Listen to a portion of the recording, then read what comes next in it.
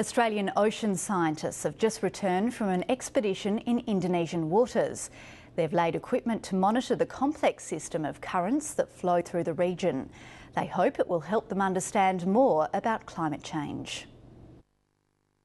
These deep ocean moorings are part of the latest effort to understand what's influencing the world's climate. Australian scientists have just deployed 3 in the Timor Passage and Ombai Strait in the Indonesia archipelago.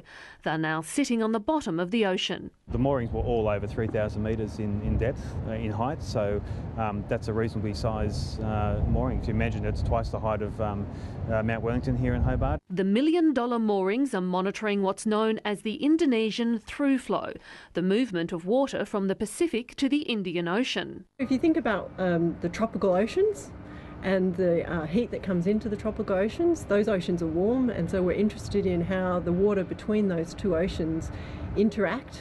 Australia's rainfall comes from the warm Pacific tropics and the Indian Ocean, so understanding the ocean currents is vital. This is the mechanism in the ocean of how we store that heat and get that evaporation and rainfall into the atmosphere that eventually falls in Australia. Deep ocean data is recorded, including temperature, salinity and the strength and direction of currents.